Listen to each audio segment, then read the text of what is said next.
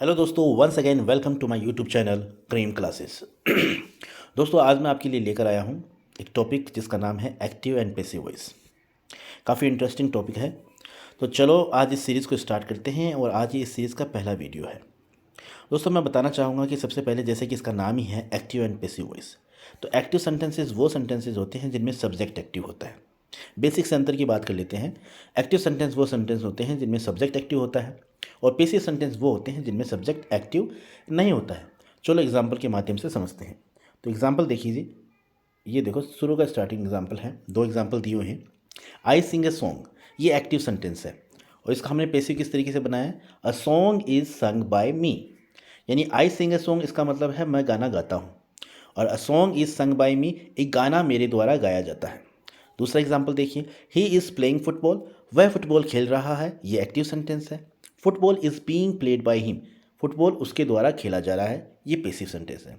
तो active and passive voice में जो अंतर है वो मेन तो यही है कि एक्टिव वॉइस में जो सब्जेक्ट होगा, यानी सब्जेक्ट क्या काम कर रहा है, इसे कौन काम कर रहा है ये इंपॉर्टेंट है। यानी कौन काम कर रहा है इसे इंपॉर्टेंस दी गई है। कुल मिला के सब्जेक्ट को इंपॉर्टेंस दी गई है। और पैसिव वॉइस सेंटेंस की बात करते हैं तो इसमें सब्जेक्ट को इंपॉर्टेंस नहीं दी जाती, बल्कि क्या काम किया जा रहा है उस बात को इंपॉर्टेंस दी जाती है। तो जैसा कि इन दोनों एग्जाम्पल्स में साफ साफ दिख रहा है कि मैं गाना गाता हूँ, यहाँ पर गाना गाने वाला मैं हूँ, यानी इंपॉर्टेंस सब्जेक्ट को दी गई है। और इसका जब हमने पैसिव बनाया तो गाना मेरे द्वारा गाया जाता है, यानी क्या किया जाता है इस चीज़ को इंपॉर्टेंस दिया गया है।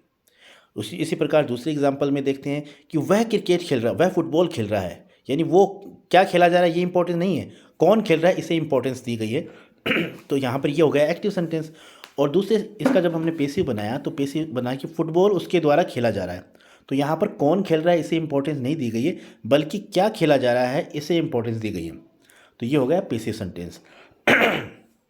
तो मोटे मोटे तौर पर एक्टिव एंड पैसिव वॉइस में एक मूलभूत अंतर होता है कि इसमें सब्जेक्ट एक्टिव होता है वो एक्टिव वॉइस है, जिसमें सब्जेक्ट एक्टिव नहीं होता वो पैसिव वॉइस होता है। अब दूसरी बात जो है, एक्टिव से पैसिव जब हम चेंज करते हैं तो हमें क्या क्या ध्यान रखना है। एक बात तो सबसे इम्पॉर्टेंट ये है कि जब भी हम एक्टिव सेंटेंस से पैसिव में चेंज करेंगे तो उस एक्टिव सेंटेंस में ऑब्जेक्ट का होना बहुत ज़रूरी है। अगर ऑब्जेक्ट नहीं है तो हम उसे पैसिव में चेंज नहीं कर सकते। और दूसरी बात, पैसिव की जो ख़ास बात होती है वो ये होती है कि पैसिव में हमेशा और हमेशा वर्ब की थर्ड फॉर्म आती है, और वो भी बी वर्ब के साथ। बी वर्ब से मतलब ये है जैसे जैसे is, am, are, was, were, been, being, ये सभी क्या है, बी की फैमिली है ये पूरी। यानी is, am, are, was, were, being, है ना, बीन, ये सब क्या है, बी की फैमिली है। और इनके साथ जब वर्ब की थर्ड फॉर्म आती है किसी सेंटेंस में तो आप समझ लेना कि वो पैसिव सेंटेंस है, वो हम देखकर अनुमान लगा सकते हैं। लेकिन फिलहाल जो मैं आपको बता रहा हूँ वो यही है कि एक्टिव एंड पैसिव वॉइस में मूलभूत अंतर क्या होता है, तो वो हमने सीख लिया है कि एक्टिव वॉइस वो सेंटेंस होते हैं जिनमें सब्जेक्ट एक्टिव होता है, और पैसिव वो होते हैं जिनमें सब्जेक्ट को इंपॉर्टेंस नहीं दी जाती है, बल्कि क्या काम किया जा रहा है इसे इंपॉर्टेंस दी जाती है, तो वो होते हैं पैसिव सेंटेंस। अब एक्टिव से पैसिव किस तरीके से बदलना है, इनके लिए क्या क्या चीज़ों की ज़रूरत होती है, वो हम स्टेप बाय स्टेप आने वाले वीडियोस में भी पढ़ेंगे। और आज कुछ इसकी बेसिक जानकारी मैं आपको दूंगा, बेसिक नॉलेज इस टॉपिक के बारे में आपको देने वाला हूं। तो चलिए शुरू करते हैं। एक तो एक्टिव से पैसिव में जब भी हम चेंज करेंगे तो इसमें प्रोनाउन का बहुत महत्वपूर्ण योगदान होता है।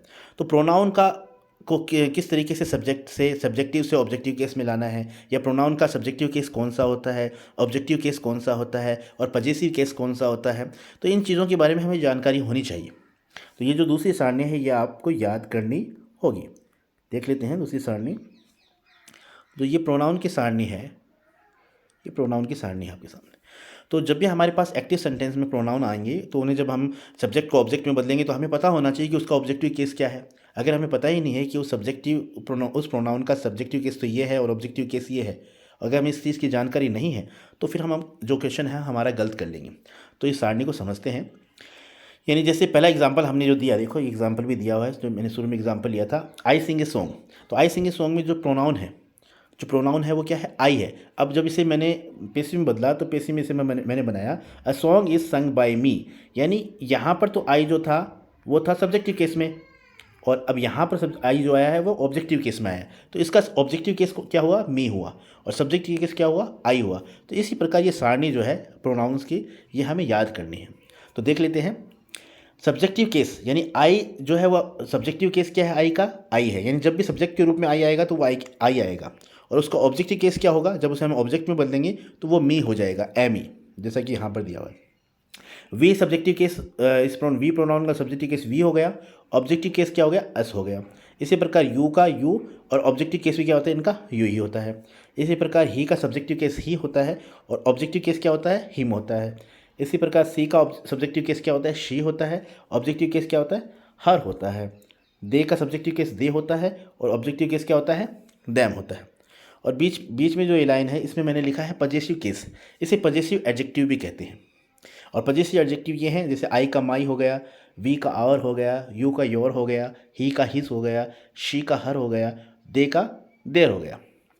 और पजेसिव प्रोनाउन की बात करें तो पजेसिव प्रोनाउन होता है, जैसे आई का पजेसिव प्रोनाउन हो जाएगा माइन, वी का हो जाएगा आवर्स, यू का हो जाएगा योर्स, ही का हो जाएगा हिज, और शी का हो जाएगा हर्स, और दे का हो जाएगा देयर्स। ये होते हैं पजेसिव प्रोनाउन। तो ये सारणी आपको अच्छी तरीके से याद कर लेनी है, क्योंकि जब भी आपके पास एक्टिव सेंटेंस आएगा उसे हम पेसिव में बदलेंगे तो उसे जो ऑब्जेक्ट है उसे सब्जेक्ट बनाया जाएगा, सब्जेक्ट है उसे ऑब्जेक्ट बनाया जाएगा, तो वहाँ पर ये रूप परिवर्तन होंगे और ये आपको पता होने चाहिए।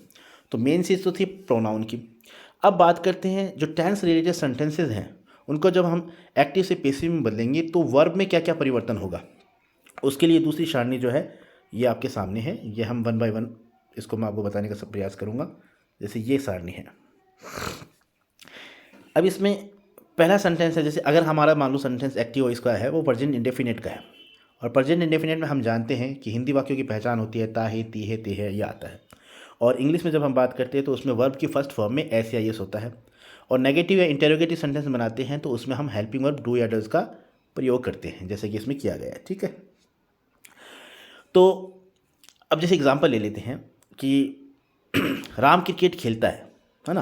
तो प्रेजेंट इंडेफिनिट टेंस का एग्जांपल मैंने लिया, राम क्रिकेट खेलता है, तो इंग्लिश ट्रांसलेशन हो इसका राम प्लेज क्रिकेट। तो यानी वर्ब की फर्स्ट फॉर्म में एस या एस हमने लगाया, तो वो हो गया राम प्लेज क्रिकेट। अब इसका हम बनाएंगे पेसिव वॉइस, तो पेसिव वॉइस बनाएंगे तो इसका हो जाएगा cricket is played by Ram, यानी क्रिकेट राम के द्वारा खेली जाती है। तो हमने क्या लगाया, इज़, हेल्पिंग वर्ब क्या लगाया, इज़ लगाया, और उसके बाद में हमने वर्ब की थर्ड फॉर्म लगा दी, तो cricket is played by Ram. तो इस तरीके से ऐसे भी बना सकते हैं, जैसे राम क्रिकेट नहीं खेलता तो उसको हो जाएगा, उसका इंग्लिश ट्रांसलेशन होगा Ram doesn't play cricket, Ram does not play cricket. जब हम इसका पेसिव बनाएंगे तो हमें इज एम आर तो लगाना ही लगाना है। क्यों? क्योंकि जब एक्टिव से पेसिव में चेंज करेंगे और प्रेजेंट इंडेफिनिट टेंस का जो सेंटेंस है उसमें या तो डू डज है या वर्ब की फर्स्ट फॉर्म है, तो उसे हम बदलते हैं is am are plus verb की थर्ड फॉर्म में, पेसिव में चेंज करते हैं तब। तो जैसे मैंने सेंटेंस बोला राम डजंट प्ले क्रिकेट, तो उसका पेसिव हो जाएगा cricket is not played by Ram. Do does जो है वो इसमें बदल जाएगा, है ना, अकॉर्डिंग टू द सब्जेक्ट। इसी प्रकार हम प्रेजेंट कॉन्टिन्यूअस टेंस की बात करते हैं, तो प्रेजेंट कॉन्टिन्यूअस टेंस की पहचान होती है, जैसे इसी सेंटेंस को हम ले लेते हैं, राम क्रिकेट खेल रहा है, तो राम इज़ प्लेइंग क्रिकेट। अगर मैं बोलता हूँ मैं क्रिकेट खेल रहा हूँ तो मैं बोलूँगा आई एम प्लेइंग क्रिकेट। अगर मैं कहता हूँ आप क्रिकेट खेल रहे हैं तो यू आर प्लेइंग क्रिकेट। तो ये तो सेंटेंस हो गया प्रेजेंट कॉन्टिन्यूअस टेंस का। अब इस सेंटेंस को हमें बनाना है पेसिव। तो पेसिव बनाना है तो मैंने आपको शुरू में भी बताया था कि पेसिव में ऑब्जेक्ट होना जरूरी है सेंटेंस के अंदर। अगर एक्टिव वॉइस के सेंटेंस में ऑब्जेक्ट नहीं है तब आप पेसिव नहीं बना सकते, इसलिए पेसिव का होना बहुत बहुत ज़रूरी है। अब यहाँ पर मैंने ये सेंटेंस बोला राम इज़ प्लेइंग क्रिकेट, इसका मतलब राम क्रिकेट खेल रहा है, तो यहाँ पर ऑब्जेक्ट क्या हो गया, हमारे पास क्रिकेट हो गया। अब ऑब्जेक्ट का कैसे पता करें, कई बार बच्चे मुझसे पूछते हैं सर कैसे पता चलेगा कि ऑब्जेक्ट इसमें ऑब्जेक्ट है कि है या नहीं है। तो सीधा सा एग्जांपल है उसका, जैसे हम पहला एग्जांपल ही ले लेते हैं। ये एग्जांपल जो स्टार्टिंग में हमने बात की थी ये एग्जांपल है, शुरू से मैं आपको बता देता हूँ। जैसे हमने स्टार्टिंग में इस एग्जांपल की बात की थी, आई सिंग ए सॉन्ग, तो मैं एक गाना गाता हूँ।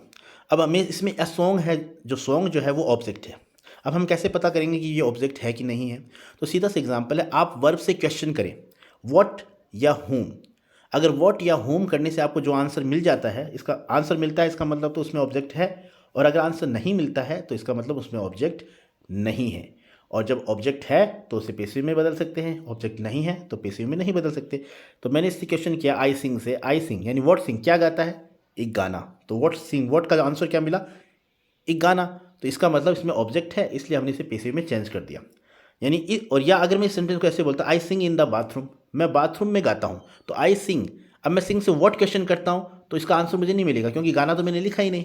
मैं बोल रहा हूँ आई सिंग इन द बाथरूम, तो ये इन द बाथरूम, ये वेयर का आंसर आ रहा है, जबकि ऑब्जेक्ट के लिए हमारे पास आंसर होने चाहिए या तो व्हाट का या होम का।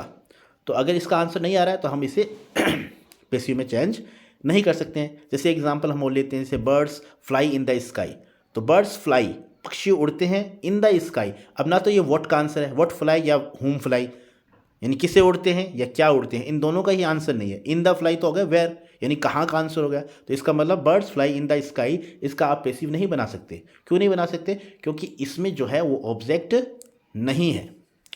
समझ में आ रही है बात? तो ये सिंपल सा फंडा है, वो आपको ध्यान में रखना है। और आने वाले दिनों में मैं जो आज मैं टॉपिक आपको समझा रहा हूँ इस चार्ट के माध्यम से, इसी टॉपिक पर मैं अगली वीडियो में एक्सरसाइज लेकर आऊँगा, काफ़ी सारे सेंटेंसेस लेके आऊँगा और उन सेंटेंसेस को मैं एक्टिव से पेसिव में बदल कर दिखाऊँगा। तब आपको ये टॉपिक अच्छी तरीके से समझ में आ जाएगा और इस कॉन्सेप्ट पर आपकी पकड़ हो जाएगी। तो चलिए हमारी टेंस वाले चार्ट में हम देखते हैं प्रेजेंट परफेक्ट टेंस को। तो प्रेजेंट परफेक्ट टेंस ये रहा हमारा प्रेजेंट परफेक्ट टेंस।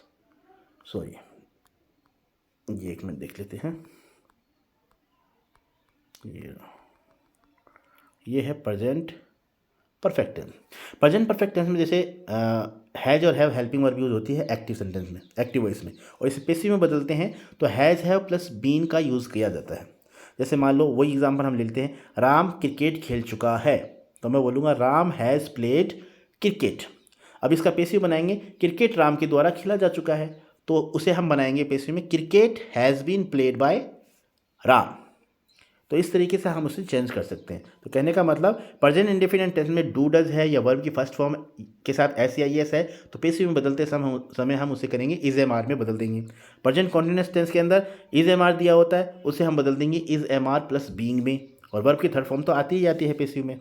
और प्रेजेंट परफेक्ट टेंस की बात करते हैं तो प्रेजेंट परफेक्ट टेंस में जो हैज हैव दिया हुआ है उसे हम पेसिव में बदलते वक्त किसे बदल देंगे, हैज हैव प्लस बीन में।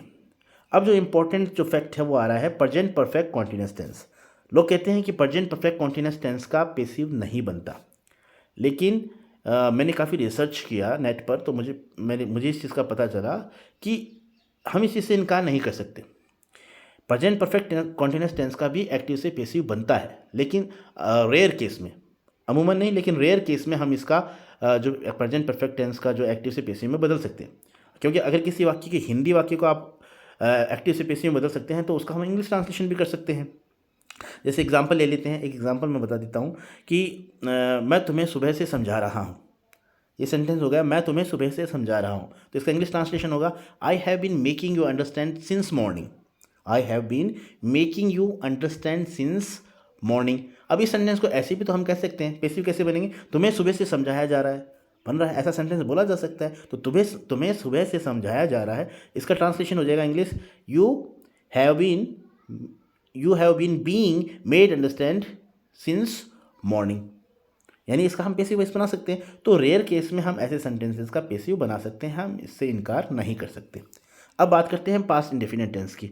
पास्ट इंडेफिनिट टेंस में हम जब बात करते हैं एक्टिव सेंटेंस की, तो एक्टिव सेंटेंस में या तो वर्ब की सेकंड फॉर्म आती है और नेगेटिव इंटेरोगेटिव में हम डिड का यूज़ करते हैं एज ए हेल्पिंग वर्ब। और जब हम इसका पेसिव वॉइस बनाते हैं तो इसमें हम वॉज वर्ब प्लस वर्ब की थर्ड फॉर्म का यूज़ करते हैं। तो आपको ध्यान रखना है, जब भी आपके पास पास्ट इंडेफिनिट टेंस आता है, जैसे मान लीजिए राम का एग्जांपल ले लेते हैं, राम प्लेड क्रिकेट, राम ने क्रिकेट खेला, तो इसका हम पेसिव बना देंगे cricket was played by Ram, क्योंकि प्ले की सेकंड फॉर्म भी प्लेड होती है और थर्ड फॉर्म भी प्लेड होती है। तो चूंकि सेकंड फॉर्म का यूज़ किया था एक्टिव में, इसलिए पेसिव में चेंज करेंगे तो वॉज या वर्ब के साथ हम वर्ब की थर्ड फॉर्म लगाते हैं। तो राम प्लेड क्रिकेट, इसे हमने बदला cricket was played by Ram. और इस सेंटेंस को अगर ऐसे में बोलता Ram did not play cricket, Ram ने क्रिकेट नहीं खेली, तो इसका पेसिव हो जाता cricket was not played by Ram. तो इस तरीके से एक्टिव में अगर डिड या वर्ब की सेकंड फॉर्म है तो उसे आप जब पेसिव में बदलोगे तो वॉज वर्ब के साथ वर्ब की थर्ड फॉर्म आप लगाओगे। पास्ट कॉन्टिन्यूअस टेंस की बात करते हैं, तो पास्ट कॉन्टिन्यूअस टेंस के अंदर क्या होता है, ये देखिए, पास्ट कॉन्टिन्यूअस टेंस के अंदर वॉज वर्ब आता है। जैसे राम क्रिकेट खेल रहा था, राम वॉज प्लेइंग क्रिकेट, और क्रिकेट राम के द्वारा खेली जा रही थी, तो हम उसे बनाएंगे cricket was being played by Ram. तो वॉज वर्ब को हम कन्वर्ट कर देंगे किस में, was verb plus being plus verb की थर्ड फॉर्म में। पास्ट परफेक्ट की बात करते हैं तो पास्ट परफेक्ट इसी तरीके से हैड जो है वो हैड बीन में बदल जाएगा। और पास्ट परफेक्ट कॉन्टिन्यूस टेंस की बात करते हैं तो पास्ट परफेक्ट कॉन्टिन्यूस टेंस कहते हैं कि बदला नहीं जाता, लेकिन मैं जैसे जिस तरीके से प्रेजेंट परफेक्ट कॉन्टिन्यूस को हमने एक्टिव से पेसिव में बदला है, उसी तरीके से पास्ट परफेक्ट कॉन्टिन्यूस टेंस भी रेयर केस में एक्टिव से पेसिव में बदला जाता है। रही बात एग्जाम्पल की, तो आने वाली वीडियोज़ में इससे रिलेटेड काफ़ी एग्जाम्पल लेकर आऊँगा, जिससे आपकी इस टॉपिक पर कमांड अच्छी, बहुत बढ़िया कमांड हो जाएगी और ये कॉन्सेप्ट जो है आप अच्छी तरीके से समझ जाओगे। तो फिलहाल तो मोटे तौर पे मैं आपको यही बताना चाहता हूँ कि टेंस के जितने भी 12 सेंटेंस होते हैं सभी का हम एक्टिव से पेसिव में चेंज कर सकते हैं, और एक्टिव से पेसिव में चेंज करते वक्त उनके वर्ब में क्या क्या परिवर्तन होगा वो इस सारणी में मैं आपको बता रहा हूँ। तो पास्ट परफेक्ट कॉन्टिन्यूस टेंस में हैड बीन जो है वो जब हम पेसिव में बदलेंगे तो had been plus being plus verb की थर्ड फॉर्म उसमें हम कन्वर्ट करेंगे। अब किस तरीके से करेंगे ये आने वाली वीडियोज़ में मैं आपको बताऊंगा, फिलहाल आप इस चार्ट को समझ लीजिए। इसी तरीके से फ्यूचर इंडेफिनेट की बात करते हैं तो फ्यूचर इंडेफिनेट में जो विल है वो किस में कन्वर्ट हो जाएगा, विल बी में हो जाएगा। फ्यूचर कॉन्टिन्यूस है, इसे भी कहते हैं कि एक्टिव से पेसिव में नहीं बदला जा सकता, लेकिन रेयर केस में हम इसे बदल सकते हैं, वो भी हम आने वाली वीडियो में एग्जाम्पल के माध्यम से समझेंगे। तो विल बी को हम कन्वर्ट कर देंगे will be being plus verb की थर्ड फॉर्म। इसी तरीके से future perfect will have, future perfect में एक्टिव सेंटेंस में हेल्पिंग वर्ब आती है विल हैव, और जब हम इसे पेसिव में बदलेंगे तो ये बन जाएगा विल हैव बीन में। और फ्यूचर परफेक्ट कॉन्टिन्यूस टेंस की बात करते हैं तो फ्यूचर परफेक्ट कॉन्टिन्यूस टेंस में will have been helping verb आती है, जब इसे हम पेसिव वॉइस में बदलते हैं तो will have been being plus verb की थर्ड फॉर्म में इसे हम कन्वर्ट करेंगे। तो ये चार सेंटेंस जो थे, एक चार सेंटेंस ध्यान रखिएगा, एक तो प्रेजेंट परफेक्ट कॉन्टिन्यूस, एक पास्ट परफेक्ट एक तो ये प्रेजेंट परफेक्ट कॉन्टिन्यूस, एक पास्ट परफेक्ट कॉन्टिन्यूस और एक ये फ्यूचर कॉन्टिन्यूस और एक फ्यूचर परफेक्ट कॉन्टिन्यूस। ये चार जो सेंटेंस हैं इनको अमूमन कहते हैं कि एक्टिव से पेसिव में नहीं बदला जाता, लेकिन कुछ रेयर केस होते हैं वहाँ पर इन्हें बदला जा सकता है। तो आज के इस वीडियो में मैंने आपको एक तो प्रोनाउन से रिलेटेड सारणी और एक टेंस से रिलेटेड सारणी, यानी टेंस के सेंटेंसेस जो होते हैं उन्हें जब हम एक्टिव से पेसिव में बदलते हैं तो कौन कौन से वर्ब में परिवर्तन होते हैं वो आपको मैंने बताने का प्रयास किया है। और जो रेयर परिवर्तन होते हैं, जो चार टेंसेज हैं जो अमूमन लोग कहते हैं कि नहीं होते परिवर्तित एक्टिव से पेसिव में, उनके बारे में भी हमने चर्चा की है। तो ये मोटी मोटी बातें थी जो आज की वीडियो में मैंने आपको बताई है। एक ओवरव्यू ले लेते हैं कि आज की वीडियो में हमने क्या सीखा, और आज नेक्स्ट वीडियो में मैं इससे रिलेटेड ही क्वेश्चंस लेके आऊँगा, एक्सरसाइज लेकर आऊँगा, तो हम उस एक्सरसाइज को करेंगे। और वो एक्सरसाइज अगर आप कर लोगे तो उस एक्सरसाइज को करने के बाद में आपकी इस टॉपिक पर जितना हमने पढ़ा है, आज जितना हमने पढ़ा है उस पर आपकी एकदम बढ़िया कमांड हो जाएगी। और फिर स्टेप बाय स्टेप मैं और वीडियो आपके लिए लेकर आता रहूँगा, और धीरे धीरे इस टॉपिक को हम पूरा, इस एक्टिव एंड पेसिव वॉइस के टॉपिक को हम पूरा अच्छी तरीके से समझ लेंगे। तो पहले एक ओवरव्यू ले लेते हैं इस चीज़ का और फिर वीडियो को कंप्लीट करते हैं। तो ओवरव्यू हमने आज सीखा एक्टिव और पेसिव वॉइस में क्या फ़र्क होता है। तो एक्टिव वॉइस वो होते हैं जिनमें सब्जेक्ट एक्टिव होता है, पेसिव वॉइस वो होते हैं जिसमें सब्जेक्ट एक्टिव नहीं होता। यानी अगर सब्जेक्ट कोई काम कर रहा है, सब्जेक्ट को इंपॉर्टेंस दी गई है, जिस सेंटेंस में सब्जेक्ट को इंपॉर्टेंस दी गई है इसका मतलब वो एक्टिव वॉइस है, और जिसमें सब्जेक्ट को इंपॉर्टेंस नहीं दी बल्कि क्या काम किया गया है उस चीज़ को इंपॉर्टेंस दिया गया है तो वो है पेसिव वॉइस। एक तो हमने अंतर ये देखा। दूसरी चीज़ हमने जो सीखी वो ये थी कि जब भी हम एक्टिव से पेसिव में बदलते हैं तो उस एक्टिव सेंटेंस में ऑब्जेक्ट का होना बहुत ज़रूरी है। अगर ऑब्जेक्ट नहीं होगा तो हम पेसिव वॉइस में उस सेंटेंस को नहीं बदल सकते। कुछ एग्जाम्पल्स भी लिए थे, जैसे एग्जाम्पल मैं ये ले लेता हूँ, Ram goes to school, Ram school जाता है। अब कोई कह देगा कि इसे एक्टिव से पेसिव में बदलो, तो आप इसे एक्टिव से पेसिव में नहीं बदल सकते, क्योंकि राम गोज़ टू स्कूल इस सेंटेंस में जब गोज़ से आप क्वेश्चन करेंगे, गोज़ से क्या क्वेश्चन करेंगे आप, या तो व्हाट कर सकते हैं या होम कर सकते हैं। यानी ऑब्जेक्ट को जानने के लिए हमें वर्ब से या तो व्हाट क्वेश्चन करना होगा या होम क्वेश्चन करना होगा। तो अब व्हाट गोज़ क्या जाता है इसका भी आंसर नहीं मिल रहा आपको, होम गोज़ किसे जाता है इसका भी आंसर नहीं मिल रहा। तो इसका मतलब इसमें ये जो सेंटेंस है राम गोज़ टू स्कूल, इसमें ऑब्जेक्ट है ही नहीं, और जब ऑब्जेक्ट नहीं है तो उसे हम पेसिव में बदल नहीं सकते। तो ये मोटी बात हमने सीखी थी कि अगर एक्टिव वॉइस में ऑब्जेक्ट है तभी हम उसे पेसिव वॉइस में बदल सकते हैं। तीसरी चीज़ हमने जो मेन सीखी वो थी प्रोनाउंस के सब्जेक्टिव केस, ऑब्जेक्टिव केस। यानी आई का ऑब्जेक्टिव, आई की फैमिली में कौन कौन से होते हैं, आई कहाँ पर सब्जेक्टिव केस में आता है, यानी आई का सब्जेक्टिव केस क्या है, आई का ऑब्जेक्टिव केस क्या है, वी का सब्जेक्टिव केस क्या है, ऑब्जेक्टिव क्या है। तो सब्जेक्टिव और ऑब्जेक्टिव के बारे में हमने टेबल नंबर जो फर्स्ट है उसके अंदर अच्छे तरीके से समझने का प्रयास किया है। तीसरी जो चीज़ हमने महत्वपूर्ण सीखी वो थी टेंस से रिलेटेड परिवर्तन, यानी टेंस में जो वर्ब से रिलेटेड परिवर्तन होते हैं जब हम एक्टिव से पेसिव वॉइस में बदलते हैं। तो वो चीज़ हमने सीखी। जैसे प्रेजेंट इंडेफिनिट का डू डज या वर्ब की फर्स्ट फॉर्म में एस या एस लग कर आता है, तो उसे हम जब पेसिव में बदलते हैं तो हम कौन सी हेल्पिंग वर्ब लगाते हैं, तो उसमें हम इज़ एम आर लगाते हैं, वर्ब की थर्ड फॉर्म आती ही है। यानी पेसिव वॉइस में वर्ब की थर्ड फॉर्म तो हमेशा ही हमेशा आती है, और वर्ब की थर्ड फॉर्म हमेशा किसके साथ आएगी, बी वर्ब के साथ आएगी। ये एक पेसिव वॉइस की पहचान है। इसी प्रकार प्रेजेंट कॉन्टिन्यूअस टेंस है, उसमें इज़ एम आर किस में बदल जाता है, is am are plus being में बदल जाता है जब हम पेसिव में चेंज करते हैं। प्रेजेंट परफेक्ट का जो सेंटेंस है हैज है, उसमें हेल्पिंग वर्ब आती है, और जब हम पेसिव में चेंज करते हैं तो वो बदल जाती है हैज है प्लस बीन में। और प्रेजेंट परफेक्ट कॉन्टिन्यूस की बात करें तो उसमें स्ट्रक्चर होती है हैज हैव प्लस बीन, यानी ये हेल्पिंग वर्ब आती है, और जब हम इसे पेसिव में चेंज करते हैं तो हो जाता है has have plus being plus verb की थर्ड फॉर्म। जब हम पास्ट इंडेफिनिट की बात करते हैं तो पास्ट इंडेफिनिट में नेगेटिव इंटेरोगेटिव में तो डिड हेल्पिंग वर्ब आती है, और वैसे वर्ब की सेकंड फॉर्म आती है। जब हम इसे पेसिव में चेंज करेंगे तो वॉज वर्ब के साथ वर्ब की थर्ड फॉर्म आएगी। पास्ट कॉन्टिन्यूस टेंस की बात करते हैं तो पास्ट कॉन्टिन्यूस टेंस में was verb plus ING form आती है एक्टिव सेंटेंस में, तो लेकिन पेसिव में चेंज करेंगे तो क्या हो जाएगा, was verb plus being plus verb की थर्ड फॉर्म। पास्ट परफेक्ट की बात करें तो उसमें हैड प्लस वर्ब की थर्ड फॉर्म आती है, और जब हम पेसिव में चेंज करेंगे तो वो हो जाएगा हैड बीन प्लस वर्ब की third form. Past perfect continuous tense की बात करें तो उसमें had been plus ING form और प्लस सिंस और फॉर उसके साथ टाइम आता है, तो पेसिव में चेंज करेंगे तो वो हो जाएगा had been plus being plus ING plus third form और प्लस सिंस फॉर जो हम यूज़ करेंगे। इसके बाद में फ्यूचर इंडेफिनेट की बात करें तो फ्यूचर इंडेफिनेट में जो विल हेल्पिंग वर्ब आती है वो पेसिव में बदलते वक्त क्या हो जाएगी, विल बी प्लस वर्ब की थर्ड फॉर्म हो जाएगी। फ्यूचर कॉन्टिन्यूस टेंस में will be plus ING form आती है, और वो जो हम पेसिव में चेंज करेंगे तो हो जाएगी will be being plus verb की third form. Future perfect tense में विल हैव प्लस वर्ब की थर्ड फॉर्म आती है, और जब हम इसे चेंज करेंगे पेसिव में तो वो हो जाएगी will have been plus verb की थर्ड फॉर्म। इसी प्रकार will have been future perfect continuous tense में हेल्पिंग वर्ब आती है will have been plus ING form plus since for time जो भी आता है, और उसे जब हम पेसिव में चेंज करेंगे तो वो पेसिव में हमारी हेल्पिंग वर्ब क्या हो जाएगी, will have been plus being plus verb की थर्ड फॉर्म। तो ये जो चीज़ थी मोटे मोटे तौर पर मैंने आपको समझाने की कोशिश की है। अब आपको करना क्या है, आपको ये दोनों सारणी अच्छी तरीके से समझ लेनी है। बार बार इस वीडियो को सुनकर आप याद कर लें इस सारणी को, प्रोनाउन से रिलेटेड और टेंस से रिलेटेड। और नेक्स्ट वीडियो में मैं इसी टॉपिक से जो आज हमने पढ़ा है इसी टॉपिक पर इसी पॉइंट पर आधारित एक्सरसाइज आपके लिए लेकर आऊँगा, और वो जो भी क्वेश्चन हैं हम उन्हें सॉर्ट आउट करेंगे, उन्हें एक्टिव से पेसिव में चेंज करेंगे, और जब वो आप कर लोगे तो आपको सारणी भी अच्छी तरीके से समझ में आ जाएगी, और जितना हमने पढ़ा है आज इस पर आपकी बहुत बढ़िया कमांड होने वाली है। फिर इसी तरीके से आने वाले दिनों में इसी टॉपिक से रिलेटेड हर पॉइंट पर मैं आपके लिए वीडियो लेकर आऊँगा, और वीडियो के बाद में नेक्स्ट वीडियो में उससे रिलेटेड एक्सरसाइज मैं आपके लिए लेकर आऊँगा। तो इस टॉपिक पर आपकी बहुत बेहतरीन कमांड हो जाएगी। तो ये था आज का वीडियो मेरा। उम्मीद करता हूँ आपको ये वीडियो पसंद आया होगा। अगर आपको ये वीडियो पसंद आया है तो प्लीज़ प्लीज़ प्लीज़ इसे लाइक शेयर और सब्सक्राइब कर दीजिएगा। Thank you so much for watching this video. Thank you. Have a nice day.